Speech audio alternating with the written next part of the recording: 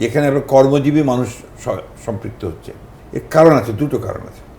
একটা কারণ হচ্ছে যে সরকার ফেল করেছে কর্মজীবী মানুষের আশা আকাঙ্ক্ষার আপনার বাস্তবায়িত করতে, অর্থাৎ তাদের বেঁচে থাকা, জিনিসপত্রের দাম এত অস্বাভাবিকভাবে বেড়ে গেছে যে তাদের পক্ষে বেঁচে থাকা সম্ভব হচ্ছে না। অন্যদিকে বিএনপির সময় যখন ছিল, বিএনপির সময় কিন্তু তারা একটা ভালো অবস্থানে ছিল, ম্যাক্রো ইকোনমি যেটা, এটা খুব ভালো অবস্থায় ছিল। আপনি দেখছেন যে আমেরিকার সময় ব্যাংকগুলোর কি ভয়াবহ অবস্থা, এবং এগুলো এখানে একটা জিনিস থেকে বোঝা যাবে যে এখানে ম্যাক্রো ইকোনমিতে কোনো কন্ট্রোল তার নেই। বাংলাদেশ ব্যাংক থেকে চুরি হয়ে যায়, হ্যাক হয়ে যায়, শেয়ার বাজার লুট হয়ে চলে যায়, ব্যাংকগুলো থেকে লুট করে করে টাকা পাচার করে চলে যাচ্ছে সমস্ত। ম্যাক্রো ইকোনমি বলতে কিছু নেই। অন্যদিকে জিনিসপত্রের দাম এত বেড়ে গেছে যেটাকে নিয়ন্ত্রণ করার ক্ষমতা এই সরকারের নেই, কারণ সরকারের সিন্ডিকেটগুলোই জড়িত আপনার এই ইনফ্লেশনের ব্যাপারে। আর টাকা লুট করে বাইরে পাঠিয়ে দিলে তো আপনি এগুলো হবেই। সেই অবস্থার কারণে আজকে সাধারণ মানুষেরা মনে করছে যে আমরা বিএনপির আমলে বেটার ছিলাম, it is the common people better ছিলাম, ভালো ছিলাম, আমাদের এত ভোগান্তি পোহাতে হতো না। অন্যদিকে আপনার সুশাসনের অভাব এত বেশি সর্বক্ষেত্রে, যার ফলে সেই ইনস্টিটিউশনগুলো ফাংশন করছে না, কাজগুলো করছে না। আজকে সেই কারণেই মানুষ মনে করছে যে এটা এখন বিএনপি আমাদের জন্য বেটার অর্গানাইজেশন। সাংগঠনিকভাবে আপনার মধ্যে শ্রমিক দল আছে, কৃষক দল আছে, এই সংগঠনগুলোতে আমাদের আছে, সেগুলোতে আমরা ধারণ করছি। কিন্তু যে BNP is a mass based political party, যে কথাটা সবসময় আপনাদের মনে রাখতে হবে।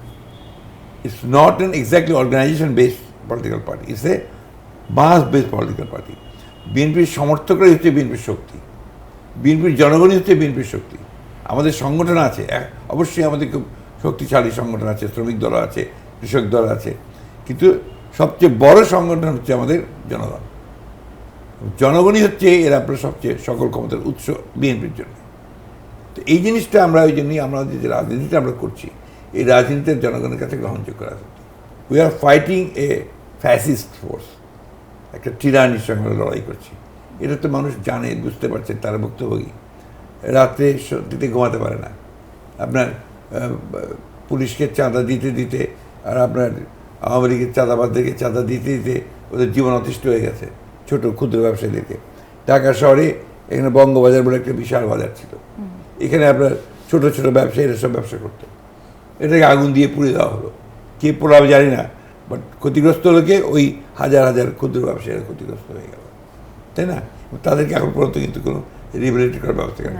একবার দেখবেন কিছুদিন হলো, এমনকি দেখেন ভেরি রিসেন্টলি এই যে আপনার ক্লিনার্স আজীবন ধরে তাদের দাদা 14 পুরুষ ধরে তারা আপনার এখানে বাস করে, ওই জায়গাটা কেউ তাদেরকে ওঠানোর চেষ্টাও করে নাই, বরঞ্চ খোকা সাহেব তাদের জন্য ঘর পাকা করে দিয়েছিলেন সমস্ত, যখন উনি মেয়র ছিলেন আমাদের বিএনপির কেন্দ্র। এখন এরা তাদেরকে বসে তাদেরকে উচ্ছেদ করবে, এবং তারা দেখেছেন ওরা আপনার স্ট্রাইক করেছে, হাঙ্গারি থেকে গেছে। আজকে পত্রিকা একটা আপনার ইন্টারভিউ দেখলাম, এক বুড়ো মানুষ, সে বলছে যে আমার দাদা এখানে জন্ম হয়েছে, আমার দাদা এখানে থেকেছেন, আমার বাবার জন্ম হয়েছে, আমরা 400 বছরের পুরনো আবাস। তো এটাকে এখন তারা তুলে দিবে, তুলে দিয়ে যদি তাদের জন্য বিকল্প ব্যবস্থা আগে করে যদি তাদেরকে বলতো যে তোমরা ওইখানে যাবা, তারও একটা কথা ছিল, কিছুতে উঠে যাও, যাবে কোথায়? আপনার বস্তিগুলো শেষ করে দিচ্ছে, যাবে কোথায়? বাজার, ছোটো ছোটো বাজারগুলো পড়ে শেষ করে দিচ্ছে, যাবে কোথায়? অর্থাৎ এদের সাধারণ মানুষের প্রতি, কমন পিপলের প্রতি, শ্রমজীবী মানুষের প্রতি এদের কোনো দরদ নেই।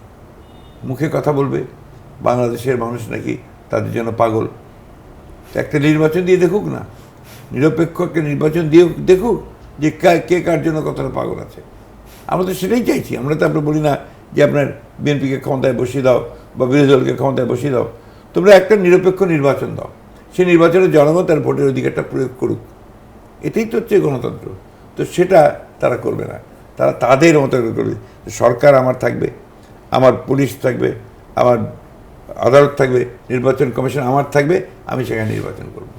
দেখেন ওইখানে করতে কী হচ্ছে, এখন তাকে নির্বাচনে পার্লামেন্টের তাকে ক্যান্ডিডেট দিতে হয়, আর কোনো ক্যান্ডিডেট খুঁজে পায় না, তো তারই লোকদেরকে বলতে এটা দামি ক্যান্ডিডেট, এবং একটা বিরোধী দল তৈরি করে জাতীয় পার্টির মতো, তাদেরকে বলা হয় যে আসন ভাগ করো, আসন ভাগ করে।